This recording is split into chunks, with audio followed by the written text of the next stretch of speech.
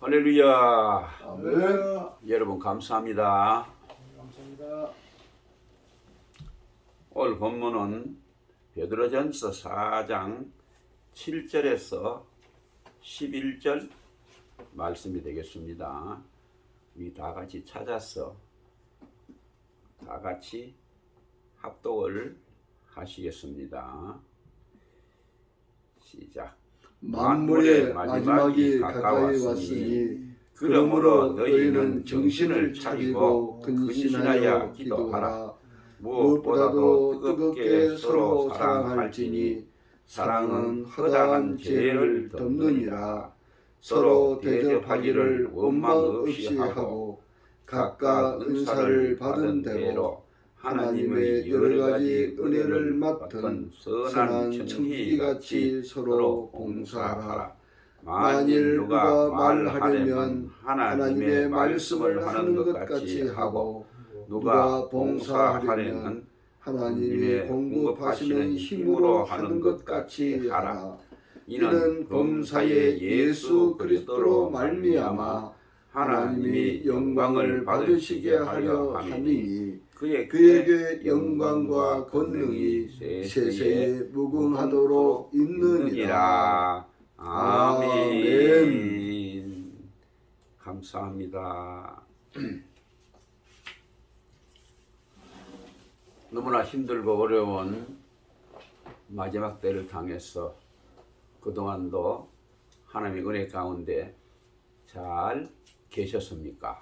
네. 예, 감사합니다. 여러모로 부족한 저도 항상 여러분이 염려해 주시고 걱정해 주시고 기대해 주신 덕분으로 잘 지냈습니다. 여러분 정말 감사합니다.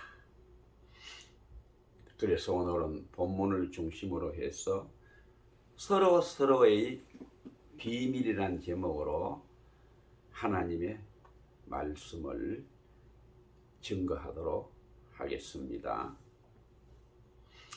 이 서로란 말은 대단히 뜻이 깊은 말입니다. 즉 서로가 다른 것들이 합해서, 다시 말해서 다른 것이 연합해서 하나가 된다는 뜻이기 때문입니다. 곧 이 말은 각 개체들이 한 단체를 이루는 단결의 힘을 보여줄 뿐만 아니라 서로 화목하는, 연합하는 사랑의 즐거움을 보여주며 서로의 아름다움의 조화의 미를 보여주는 말입니다. 미란 조화를 뜻합니다. 이 서로란 말은 우리가 살아가는 인간관계 그리고 사회 구성과 종교의 내용을 정의해 주는 말입니다. 유태인 철학자 마틴 부버는 나와 너란 책에서 사람이란 그 말의 어근이 서로란 이 말은 나와 너의 조화에서 유래했다고 그렇게 지적을 하고 있습니다. 이 말은 사람의 의의는 서로에서 찾을 수가 있다는 말입니다. 우리가 이렇게 예를 들어보면 눈도 두 눈이 서로 연합하고 손도 두 손이 서로 연합하고 입은 하나지만은 운니와 아랫니가 서로 연합을 하고 코도 하나지만 두 구멍이 서로 연합을 하고 다리도 두 다리가 서로 합하여 연합하고 팔도 두 팔이 합하여 서로 연합하고 있는 것입니다. 이렇게 둘이 서로 성립되지 못하면 뭐가 됩니까? 병신이 됩니다. 나아가 개인뿐만 아니라 사람과의 관계에 있어서도 서로 만나서 말하는 것을 우리가 뭐라고 합니까? 대화라고 합니다. 그럼 서로 마음이 맞는 것을 사랑이라고 합니다. 사람이 서로 떠나는 것을 우리는 분열, 불화, 파괴라고 말하고 서로 자기 위치를 지키는 것을 책임이라고 말합니다. 그리고 서로가 없는 경우에는 그 모든 것이 파괴돼 버리고 없는 것입니다. 이 우주도 살펴보면은 밤낮 음과 양의 상대성의 원리 밑에서 날마다 쉬지 않고 운행하고 있습니다. 종교란 무엇입니까? 어떤 대상과의 연결입니다. 곧 주체와 객체의 만남의 모색이 바로 종교인 것입니다. 그래서 신앙이라는 뜻은 페이도란 말에서 나왔는데 서로 연결하고 묶음 혹은 맺음을 말합니다. 그럼 은혜란 무엇입니까? 하나님이 우리를 사랑하시는 그 줄로 꽁꼭 묶어버린 것을 은혜라 그럽니다. 그러므로 골로새서 2장 14절에 본 사랑은 온전하게 매는 띠라 그랬고, 로마서 8장 35절에 보면 누가 우리를 그리스도의 사랑에서 끊으리요 라는 이 말은 사랑의 줄에서 끊으리요 라는 뜻인 것입니다. 이 은혜로 내가 그리스도의 십자가를 붙잡는 것이 뭡니까? 바로 신앙이요 믿음입니다. 그래서 사람의 창조의 특성은 하나님이 자기 형상대로 지으신 것입니다. 이 특색은 지정의 뿐만 아니라 의와 진리와 거룩으로 지음받은 인격자로서의 특색은 대화와 교통입니다. 곧 하나님이 자기와 대화하고 교통하고 교제하도록 지으셨습니다. 그러므로 사람의 삶과 사람의 목적과 목표도 하나님을 향하고 하나님을 사모하도록 창조하신 것입니다. 그래서 베드로전서 3장 21절에 보면 오직 선한 양심이 하나님을 찾아가는 것이라 그랬습니다. 그러나 인류의 조상 아담과 하와가 범죄한 후에 우리 하나님과 서로 대화하며 교제할 수 있는 특권을 송두리째 빼앗겨버리고 서로의 사랑과 인격이 완전히 파괴되고 말았습니다. 그래서 이것을 다시 처음 상태대로 회복하기 위해서 하나님의 독생자 우리 예수님은 저 하늘에 높고 높은 보좌를 버리시고 낮고 천한 지만한 이 세상에 사람의 몸으로 입으시고 오셨습니다. 그래서 바울은 하나님을 따라 의와 진리의 거룩으로 지으심을 받은 새 사람을 입어라 그랬습니다. 그럼 예수 믿고 구원받는 것이 과연 무엇입니까? 성령으로 그리스도와 서로 만나는 것입니다. 고린도전서 1장 9절에 성령으로 그리스도와 교제하는 것입니다. 요한복음 1장 12절에 성령으로 마음속에 그리스도를 영접하는 것입니다. 갈라디아서 2장 20절에 성령으로 나는 없어지고 나의 마음속에 그리스도가 계시는 것입니다. 시편 133편 1절에 보면 보라 형제가 연합하여 동거함이 어찌 그리 선하고 아름다운고 라고 했습니다. 하나님도 형제가 서로 연합하여 동거하는 것이 너무나 선하고 보기에도 아름답고 보기에도 기뻐하시고 칭찬하시는 것입니다.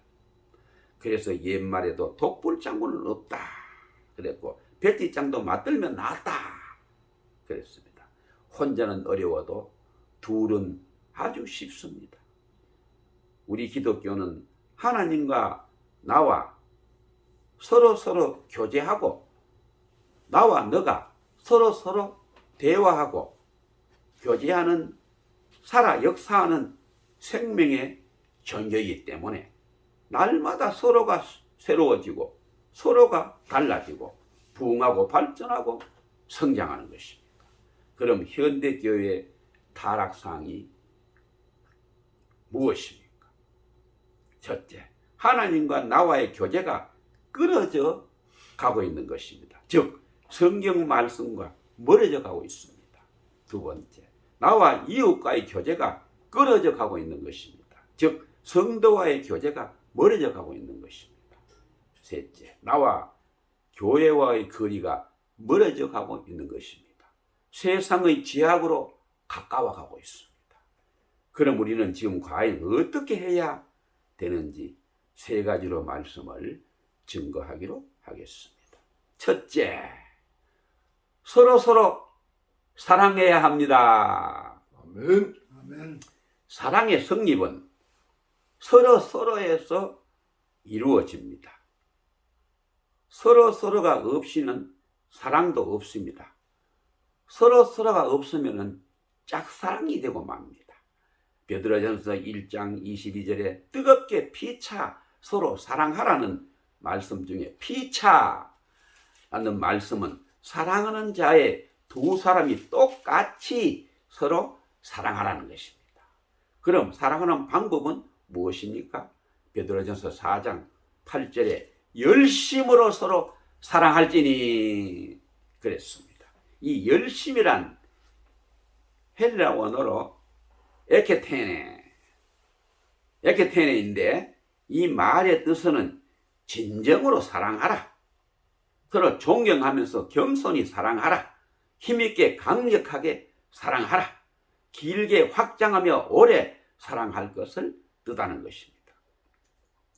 서로가 서로를 미워하는 가운데서는 사랑이 절대로 있을 수 없고 겸손이 없이는 존경이 있을 수가 없고 인내심이 없이는 존경심이 있을 수가 없는 것입니다. 그럼 왜 우리가 사랑해야 합니까? 베드로전서 4장 8절에 사랑은 허다한 죄를 덮느니라 했듯이 사랑은 죄를 덮기 때문에 우리가 사랑해야 됩니다. 즉 그리스도의 십자가로 우리 죄를 용서하시고 사랑으로 덮어버리고 구원하셨다는 것을 뜻하는 것입니다. 여러분, 우리들도 십자가의 사랑을 받았으니 남을 사랑하고 우리는 용서해야 되는 것입니다. 진실로 우리는 서로 사랑하며 서로 용서해야 될 줄로 믿습니다. 아멘.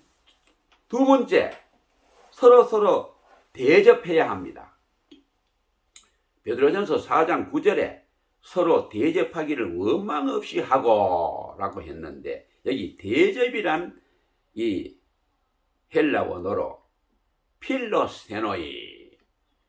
필로세노이인데 이 말은 낯선 나그네를 사랑하며 특히 병든 나그네를 영접할 것을 말씀하고 있는 것입니다. 집 없는 나그네, 병든 나그네, 약한 나그네, 불쌍한 나그네를 영접하라는 말씀입니다. 그래서 우리 주님은 거지 나사로를 사랑하셨고 병든 자를 고쳐주셨고 천대받는 자를 대접해 주었습니다. 서로 대접하라는 이 서로는 헬라 원어로 에이스 앙게루스인데 이 말은 서로 잘 아는 사이가 아니고 서로 모르는 자, 즉 다시 말해서 이방인들을 뜻하고 다른 자, 곧 성격이 서로 다른 자라도 대접하라는 그런 뜻이 있는 것입니다. 즉 성격이 같고 마음이 통하고 잘 아는 사람만 사랑할 것이 아니고 아무리 낯설고 전혀 다르고 서로 몰라도 원망 없이 불평 없이 모든 것을 초월하여 서로 대접하라는 것입니다. 베드로가 이 서신을 기록하여 준 대상은 베드로전서 1장 1절에 흩어진 나그네, 즉 디아스포라입니다. 그때 로마 황제의 핍박을 피하여 고향과 집으로 가족을 떠나 유리방황하면서 병들고 가난하게 된 사람들이 수없이 그 당시에 많았습니다. 이러한 때 서로 대접하라고 서로 우리가 대접하라고 사도 베드로는 이렇게 권면했던 것입니다. 히브리서 13장 2절에 손님 대접하기를 잊지 말라 그랬습니다. 요한 3서 5절은 나그네 된 자들에게 행하는 것이 신실한 일이니 라고 했습니다. 사도행전 20장 35절에는 주는 것이 받는 것보다 복이 된다 그랬고, 마태복음 7장 12절에는 남에게 대접을 받고자 하는 대로 너희도 남을 대접하라 이렇게 주님은 친히 말씀하셨습니다. 백화점 왕이라고 불리우는 미국의 페니는 본래 아주 가난한 농부의 아들로 태어났습니다. 그는 그 후 자파상에 입사해서 진실하게 봉사하면서 평신도 전도에 힘을 쓰며 열심히 교회에 충성하고 봉사하는 중 하나님의 복으로 세계적인 큰 부자가 되었던 것입니다. 그는 성공의 비결을 묻는 자에게마다 마태복음 7장 12절이 성공의 비결이었다고 자신 있게 대답을 했다고 합니다. 바로 그 말씀은 즉 남에게 대접을 받고자 하는 대로 너희도 남을 대접하라, 이것이 율법이요 선지자니라 하는 말씀입니다. 참으로 주의 영광을 위하여 남을 대접하는 것은 곧 주님을 대접하는 것인 것입니다. 마태복음 10장 42절에 누구든지 제자의 이름으로 이 소자 중 하나에게 냉수 한 그릇이라도 주는 자는 그 사람이 결코 상을 잃지 아니하리라. 주님이 말씀하셨습니다. 지극히 작은 자에게 적은 것으로 대접한다 할지라도 주님은 일일이 그것을 다 기억하시고 합당한 상으로 다 갚아 주신다는 말씀인 것입니다. 우리가 서로 정성껏 우리가 대접하면 대접한 대로 또 주님이 합당한 상급으로 우리들에게 갚아 주실 줄로 확실하게 믿습니다. 아멘. 세 번째는 서로 봉사해야 됩니다. 서로 봉사라는 말은 몸된 교회를 중심하여 서로 봉사할 것을 말씀하시고 있는 것입니다. 그러면 과연 어떻게 봉사할 것입니까? 베드로전서 4장 10절에 보면은 하나님의 각양 은혜를 맡은 선한 청지기 같이 서로 봉사하라 그랬습니다. 바로 이 말은 봉사의 자세를 말하고 있는데, 여기에 청지기의 헬라 원어에는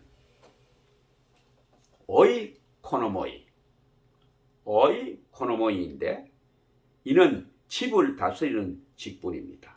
여기서 그 집은 교회를 말하고 있는 것입니다. 베드로전서 4장 11절에 누가 말하려면 하나님의 말씀을 하는 것 같이 하고 누가 봉사하려면 하나님의 공급하시는 힘으로 하는 것 같이 하라고 했는데, 왜냐하면 우리 예수님으로 말미암아 하나님이 영광을 받으시기에 하기 위해서인 것입니다. 그러면 봉사란 뜻은 무엇입니까? 원래 봉사란 말에서 집사란 말이 나왔습니다. 봉사란 뜻은 집사란 뜻이요, 집사란 뜻은 먼지, 티끌, 먼지와 함께란 뜻이 있습니다. 즉 먼지와 티끌을 쓸며 일을 하는 사람인 것입니다. 봉사는 하나님을 기쁘게 하는 방편이 되고 하나님을 기쁘시게 하시는 것이 곧 자기를 기쁘시게 하고 아울러 남도 기쁘게 한다는 것입니다. 따라서 초대의 최대의 봉사는 최대의 상급입니다.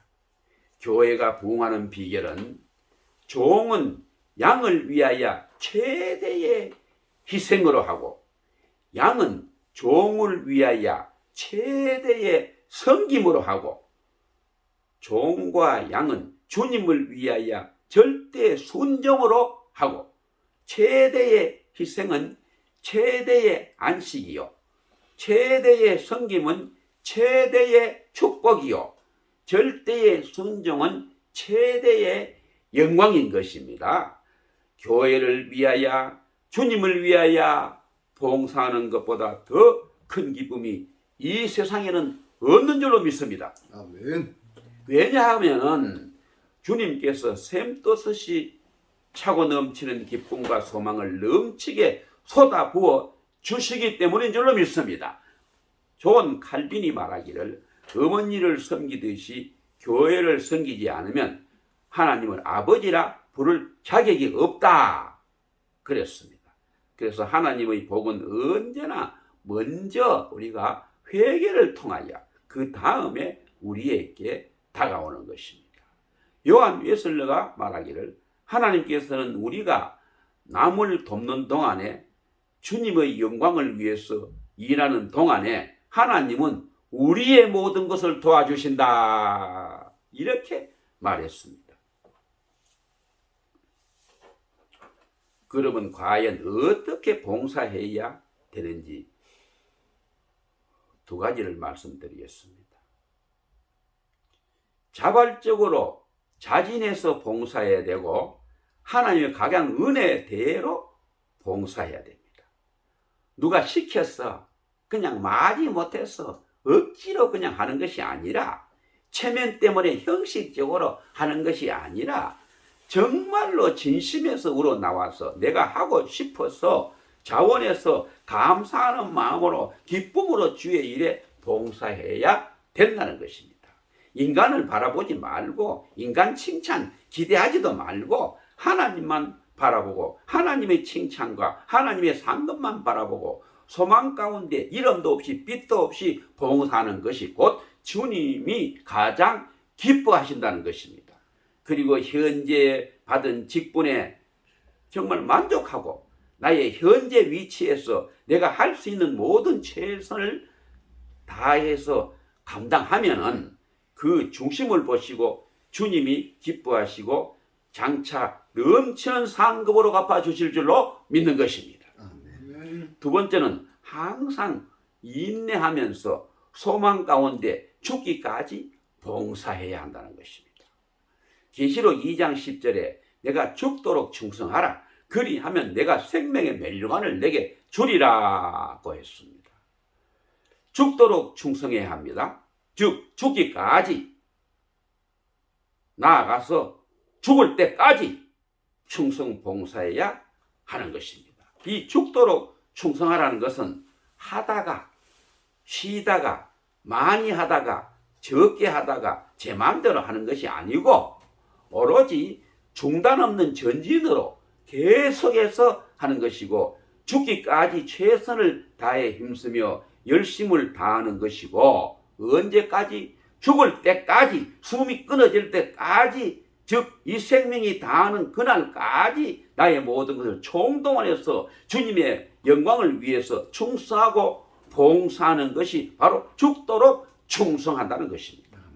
더 나아가서 오늘이 마지막이라는 그런 각오를 가지고 지금 내가 할 수 있는 일은 전력을 다해서 감당하면 정말 그 삶이 후회 없는 보람된 삶이 될 것이고 주님 앞에 설 때에 정말로 잘했다 칭찬을 받게 될 줄로 확실하게 믿습니다. 항상 변치 않는 신앙으로 주님과 함께 동행하며 끝까지 죽을 때까지 충성 봉사하는 성도가 참된 성도인 것입니다. 아멘. 그리고 고린도전서 10장 31절에 같이 먹든지 마시든지 무엇을 하든지 하나님의 영광을 위하여 죽도록 충성하는 우리 모두가 다 되시기를 바랍니다. 이제 결론적으로 천지 만물은 서로를 위하여 창조가 되었고 현재도 존재하고 있고 앞으로도 이 세상 끝날까지 존재할 것입니다. 예수님도 서로를 죄에서 구원하시기 위해서 죄 많은 이 땅에 오셨습니다. 서로가 있는 그곳에 모든 것이 있고 서로가 없는 그곳에 모든 것이 아무것도 없습니다. 우리 성도들은 서로가 참되게 사랑하고 참되게 서로가 겸손히 사랑하고 서로가 변함없이 끝까지 사랑해야 될 줄로 확실하게 믿습니다. 아멘. 그럼 이제 제가 지은 나그네 인생길 1, 2, 3절을 부르고 마치겠습니다.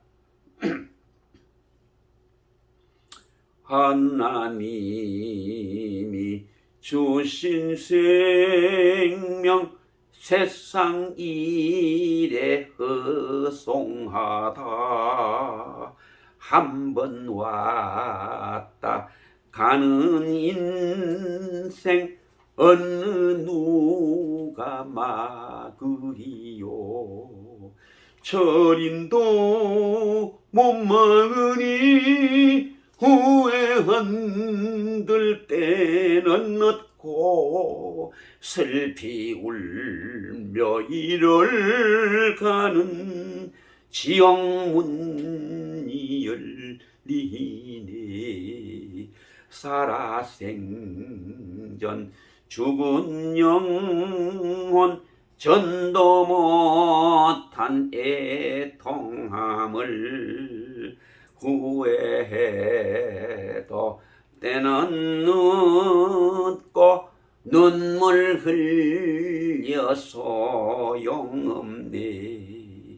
회개하고 주 믿으면 저희 요단강 건너편이 영원한 안식처인 천국문이 열리네. 황금마차 12대문 저 천국에 들어가면 괴로움과 슬픔 없는 주님 품에 늘 안기유. 세상에서 힘든 멍에 모두 다 내려놓고 천국에서 영원토록 영생복락 누리겠네. 사랑하는 성도 여러분, 너무나도 고맙고 감사합니다.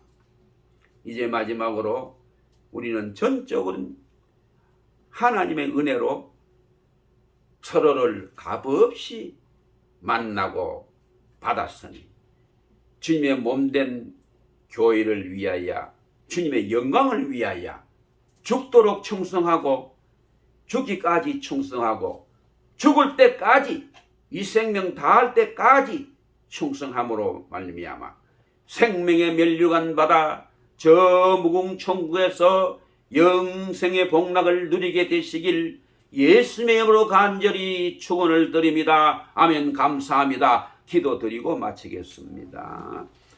어제나 오늘이나 영원토록 동일하게 살아계셔서 우리들의 인간들의 생사화복을 주관해 주시는 하나님 아버지의 변함없는 사랑과 은혜 주심을 너무나도 감사드립니다.